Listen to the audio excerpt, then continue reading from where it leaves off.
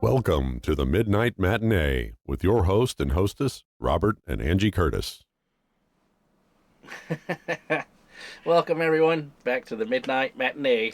Feels like a forever since we've done a Midnight Matinee. Yeah, not since Friday the 13th last month, and here it is, the 6th of this month, so it's been a minute. Yeah, well, we had a couple in the can that we kind of filmed, and right. So we kind of had a rollover. Yeah, so we're not lacking in content. Right.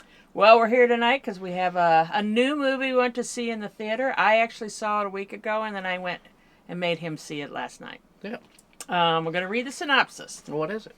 Ryland Grace, a schoolteacher turned astronaut, wakes up from a coma with amnesia on a spacecraft.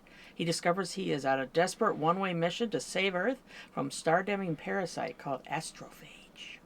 Anybody got any guesses? Okay, yeah. Project Hail Mary. Oh my God. Well, what did you think? I liked it a lot. I thought it was really, really well done. I liked the back and forth of when he was like doing things to recover his memories. It kind of reminded me of like The Dark, like where he's living in the future, but he can't remember a lot of how he got there or what he's doing. So and he even had the yellow slicker going on at one point. Yeah. Yeah. So it was. I don't know what genre it would fit into, because it's a apocalypse movie. Yes. It's a sci-fi movie. But it's a space movie. It's a space movie, definitely. So is it a horror movie? Well, that's when I said it. I mean, it falls more into the sci-fi. It's not exactly scary, because it's definitely more family. A family could go see this. Yeah. Kind of like an E.T. And that was one of my favorite things about it, because Ryan Gosling's character is the school teacher of young children, and then the other people that are like astronauts and everything, they don't take a part in the actual meat of the movie. So he's a person who's used to being around children, so he doesn't have a lot of profanity and things like that, like he's... Yeah, because he's a science teacher. Yeah. I would say, maybe junior high, maybe happy-go-lucky kind of young kids he's around, so he has that kind of... That energy. Yeah. And I think that probably helped when he met... Spoilers, if you have not seen this movie, when he meets the alien named Rocky. Which the interactions were just adorable, because Rocky is named Rocky because he's a rock. He looks like a rock. And he doesn't... I mean, obviously he's from a different planet. He's there for the same reason. They... Right.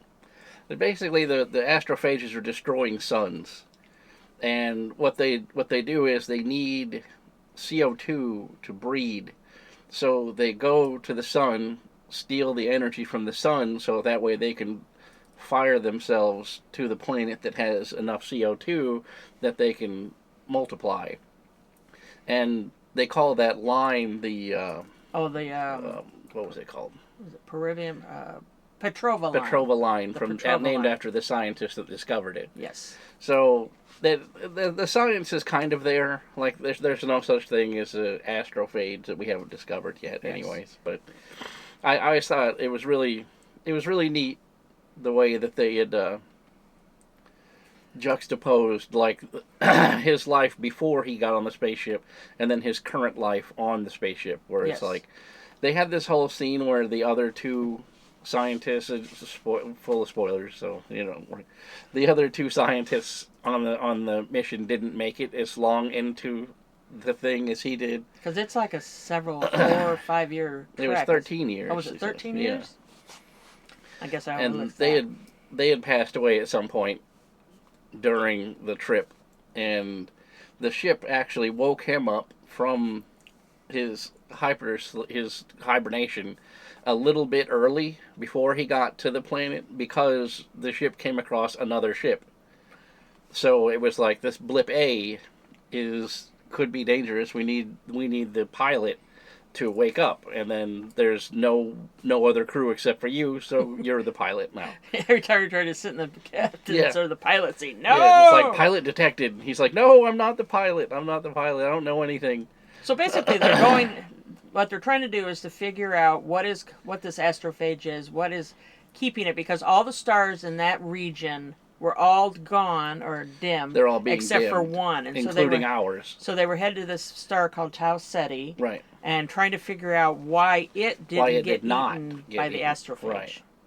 And so that's where he takes off. They go, obviously, that he's in the induced coma, sleep state or whatever. And then he wakes up, and this is how it all starts. And so Rocky from the planet Iridian is also stranded or out there trying to figure out the same thing. And so they join forces kind of thing. Right, so the two of them, first Grace, the scientist, Ryan Gosling, figures out how to communicate with Rocky, because Rocky communicates in like infrasound and ultrasound and like echolocation and stuff, because it has no eyes. Yeah, because he said he sees sound. Yeah, he sees, he uses like radar, like a acoustic radar to see everything. So, which is cool because he can see through walls, and you know, like has that like vision. And they make fun of that. They do have kind of little fun interactions, right? Yeah, I met an alien. Yeah, it's cute. It is very cute. And Rocky is like on the same level as him. He's also a happy-go-lucky kind of person, because the same sort of thing happened on his ship, but it happened for different reasons. Yes. Because they didn't know that the Iridians didn't know that storing the astrophage made them radioactive when they're like moving inside their containers. So on Rocky's ship, their like berthing area, their work area was right next to the fuel systems, and then Rocky himself was actually in his workshop because he's like the mechanic of the ship. Yeah, he's so that's he's a builder, engineer. Yeah, he didn't get poisoned by the radiation. So the Iridians all passed away on their trip out there because of the radiation, but he didn't, because he was in his workshop. And then on the human ship, they all just had malfunctions with their life support systems. Yeah. And I guess at some point they had said something about that while they were on the aircraft carrier, but I didn't catch it. Yeah. That the hibernation wasn't 100% thing 100%. at that point. Yeah. Yeah, you take a big chance putting yourself into going to sleep for 13 years. And he running around in that what it was like a plastic onesie and all. Yeah, it had all kinds of tubes all hanging off of it. Well, and they said that you said that you had read that the reason they induced the coma is because the trip would make you go crazy, make you go completely trapped insane. In there for 13 years. Yeah. So Rocky and Grace set out to save the star and figure out what it is. What Rocky doesn't know, though, is that Grace is on it's a one-way mission that is going to end with him sacrificing his life. Yeah, the Iridians had planned for a return trip home, whereas the humans made probes to send the information back. Yeah. And the ship was just a one-way vehicle. So it's kind of a fun moment in the movie where he's explaining to Rocky, he's like, this is a one-way trip for me. So I'm at peace with it. Right, once we get this sample loaded onto your ship, then you can go home, and then I'll just stay here. And Rocky's like, what do you mean, just stay here? Like, forever? He's like, yeah, I'll just die here. I got a few years. I got a couple years worth of food if I ration. And Rocky's like, no, we'll just send you home. Like, I'll just give you some of my fuel, and then you will just go home. And I'll go home, and then we'll both be home. Yeah. And it was very cute. Like, Rocky couldn't understand why he would... Well, he didn't have any astrophage to take him back, I guess. To take him back to home, and so Rocky gave him some of his. Right, yeah, he was going to give him enough that he could get home. And he would just have to go home Rocky slower. would just have to go home slower. It'd take him 6 more years to get home. Which I read something about it, because that was one of their earlier things, is that he was trying to communicate with Rocky before he knew how to communicate with it, and he was showing him a clock, and then Rocky went and got him his type of time. Right. But I think in the book they said that the time is just a little wacky. Like their days or something is like 5 hours versus our 24 hours. Yeah, because our time is based on our solar system. Yes. And our planet's rotation around the solar system. So somebody from a different solar system would have a totally different time. I just love when you hear the dun, dun, dun, dun, Oh, they like the Close Encounter. Yeah, that was cute. A little nod. There's a lot of little Easter eggs in there. And yeah, Rocky is just adorable. Yeah, he's hilarious. And he moves in. He comes from his ship and moves right in. And yeah, because he has a high ammonia atmosphere on his planet. Yeah, because he's and it has a lot more. Xylon? Is that what? Or xenon? That's what all the xenon. stuff is made out of. Yeah. It's a solid form of xenon, and xenon is a gas in our galaxy, so our solar system. So, yeah, they make it out of. So he made himself like this glass sphere to maintain his habitat, and then he made his own little room over there. But he would roll around in like a giant hamster ball type thing. But it wasn't a hamster ball that was round. It was like panes of glass, and it was hilarious. Yeah, it was very funny. And then they almost like the Odd Couple because he's like messy. Why is this room messy? Right. He's like examining the spaceship. But yeah, it was really funny. So okay, reel it back. Yeah. So let's go to our haunted rating system. Yeah. Ready? That don't really apply. We'll just do a 1 out of 5. How about that? I'm going to give it a 5. Yeah, I would give it a 5. I love the movie. It was really, like I say, it was well acted. It was well directed. The director of photography did fantastic. Oh yeah, because there's no CGI in this movie, and you watch it and you're like, how did they not have CGI? No green screens and all that. They did a lot of practicality. Even the Rocky was a puppet, and I think they did some digital, but not a whole lot. Right. But yeah, like there's this one scene where they're capturing the astrophage. Yeah, he's on the outside of the ship, and it's just like all this stuff. Like, oh my god, I was just like, that is beautiful, and I meant to look up to see how they did it because someone was discussing how they made that beautiful scene. But it's crazy. I saw some, saw a little documentary or something on it, and they said that they actually made that whole spaceship to scale. Wow. And so his treks outside into space where it was done with all wire work and stuff like that. So it's pretty cool. Yeah, I couldn't find any fault with the science of it, like other than the astrophage thing doesn't exist. But and you were saying something last night about the panels on the walls. Yeah, I don't know if that was just something that I know because we always saw it in the theater, so I couldn't like rewind it. You know what I mean? But in the beginning of it, there's like these different constellations, and it's kind of like showing like the Hubble telescope or the James Webb telescope, and it's like all these things. And one of the images I saw was of the constellation of Orion. And in this constellation, all of the stars were white except for Betelgeuse. Oh yeah, that's right. And Betelgeuse was like a gold color in that constellation, which anybody can say, well, yeah, they are different colors. Like they're all different colors. But in this constellation, they were all white stars except Betelgeuse. And the reason why that caught my attention was because Betelgeuse is actually dimming right now because of some sort of event, and everybody thinks it's just turning into a red dwarf. That it's coalescing in on itself. But that later on, when he's looking at the gold plates, I noticed the Greek symbol for Orion was on the wall, and it wasn't just Orion, it was combined with the Greek symbol for Venator, which is also another name for Orion, which I thought was really weird. Like, why is that glyph on that plate? But like I say, it's not, you can't rewind it. It just kind of goes and watch the movie. But that just struck me as weird. Like in our real world, there's a star that we're watching that's dimming, and we're wondering why, and we don't know why. And then now here's a movie about stars dimming, and they left that in there as like a little Easter egg, I guess. But it just caught my attention. When I was in college, I took an astronomy class because I've always been interested in space and the whole bit. And I had the professor said that when you see a star in the sky, by the time by the time it reaches you, that star is already gone. I don't think that can be right. Yeah, the light from that star, if you left from here towards that star, as you were going at the speed of light towards that star, you would watch it decay. And then by the time you reached that star had already gone nova and wouldn't be there anymore. So I guess he was. Yeah. I don't know. Many things that I don't remember. That was Right. one. For some reason, that's always been in my brain.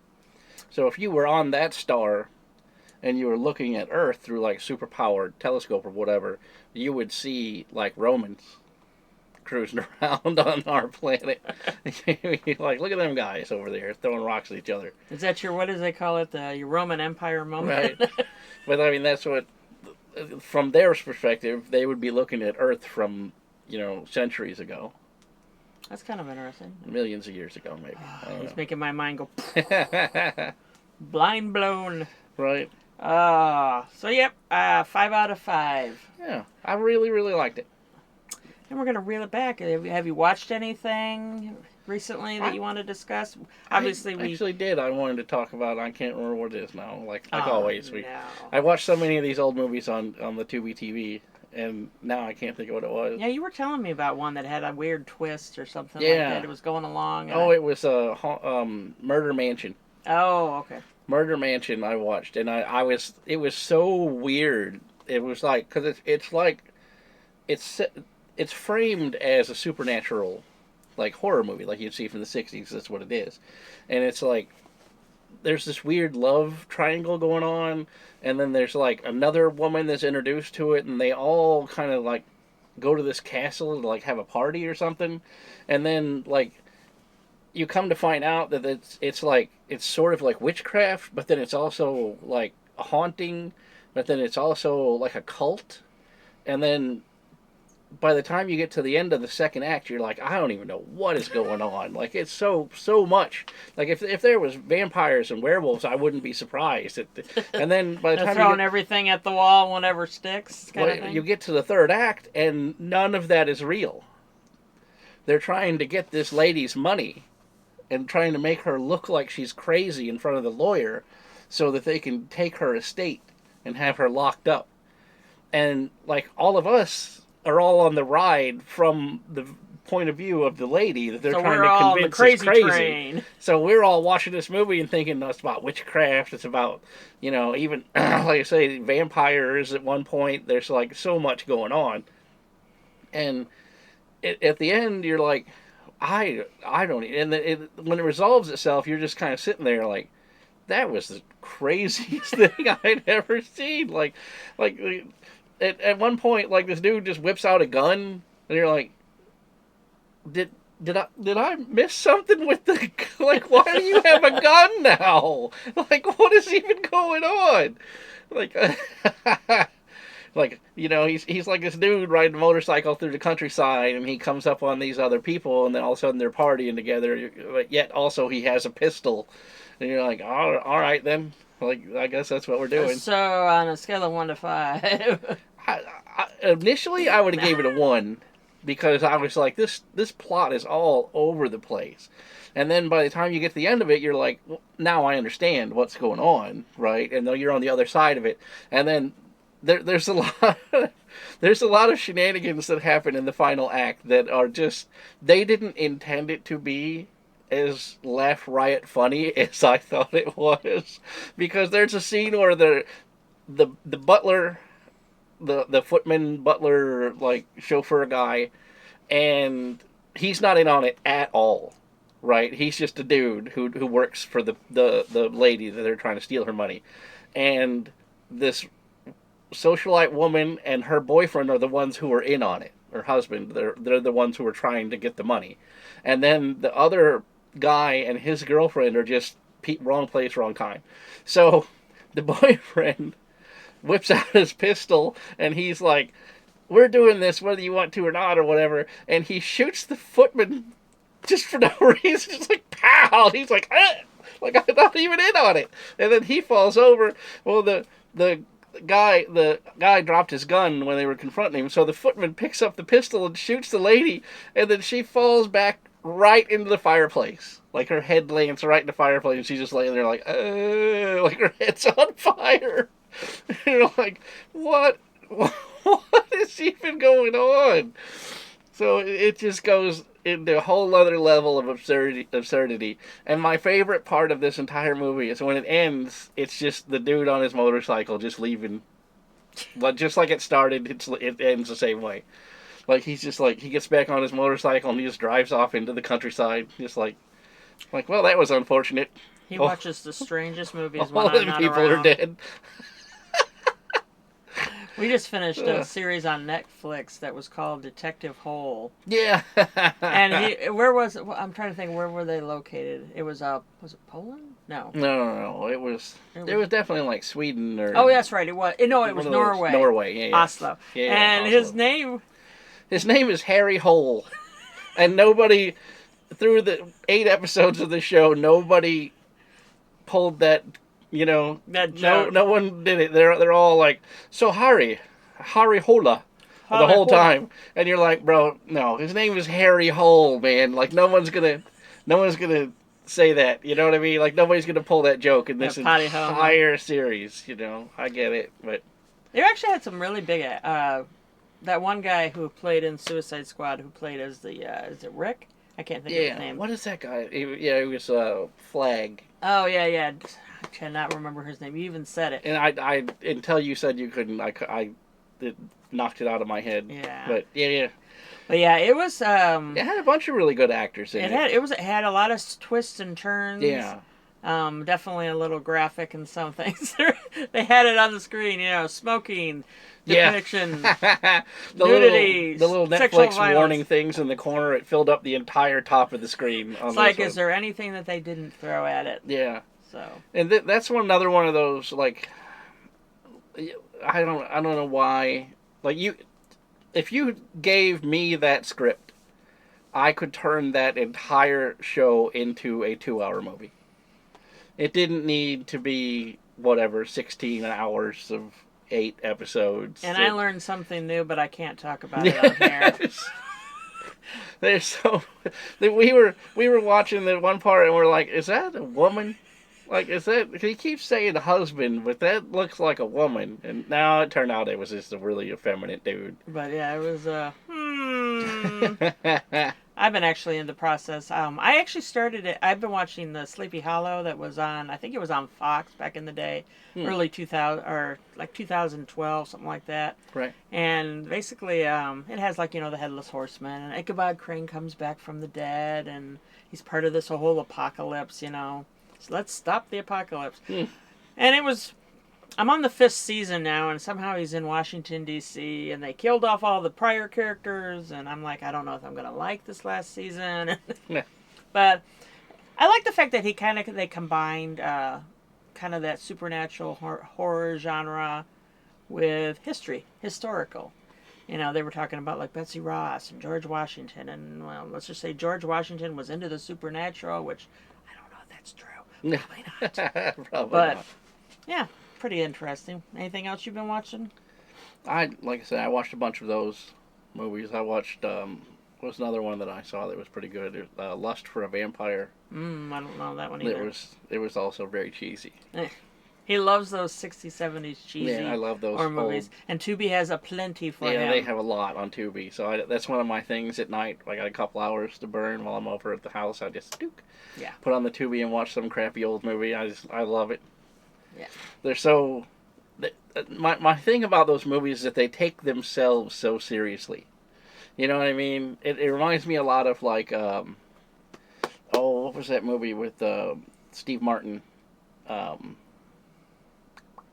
It had Steve Martin and Eddie Murphy. And he's the director. Eddie Murphy's like the actor. Is that the Goldfinger? No. It is something like that. Something. Boom. Oh, yeah, I know what you're talking about. There's something boom in it. Anyway, like that movie where he wants to make this stupid movie that's terrible, but he has no budget, so he's just like, by his sheer force of will, trying to make this movie happen. And that's how I feel a lot of these movies are. They're like, okay, here's our script. Like Bowfinger? That's what it was, Bowfinger. Yeah. Like, here's our script. Like, what is that's a cocktail napkin. That's all we need, man. That's all it is. So vampire rises from crypt, girls steak. That's it. Let's go to shooting. And they are fantastic movies because everybody in it takes it so serious, and the special effects are terrible. It looks terrible. Like, you know what I mean? And it's just I just love it because it's like that. It's a whole vibe, you know. Like, like everybody who's there knows that the special effects look terrible. You know what I mean? And they give it the full beans through the whole thing just to try and pull it across the finish line. You know what's funny is I remember being a kid and seeing Clash of the Titans and thinking, Oh, wow, yeah. that is so cool. Yeah, you watch And then it you now, watch it now, you're like, ooh. oh. Like, I can see the fingerprints in the clay. They were like, And they're like, yeah. oh, good times. Yeah. Yeah. Anyway, we'll reel it back. Yeah. Hail Mary. It's time to go see if it will creamy. Yeah. We're going to go make some ice cream. Yes. We, Or ice we've been cream. trying We're making various fruit. things. I joked with him we should start a channel called If It Will Creamy. Yeah. And we have done cans of mandarin oranges. Yeah. I did a can of fruit Fruit cocktail. cocktail was good. Been using tropical fruit, which usually is pretty easy. But what else can we creamy? I joked with him. I said, Yeah, we could give do... us a suggestion. What can we put in the Ninja Creamy and make sorbet out of next? tomatoes or Tomato. green peppers. Yeah. No? All right. Okay. I guess we'll see you next time on the Midnight Matinee. Here's Todd. Here's Todd. You've been watching the Midnight Matinee, brought to you by the Veritas Project. So when the clock strikes 12, grab your tickets for the next episode of the Midnight Matinee.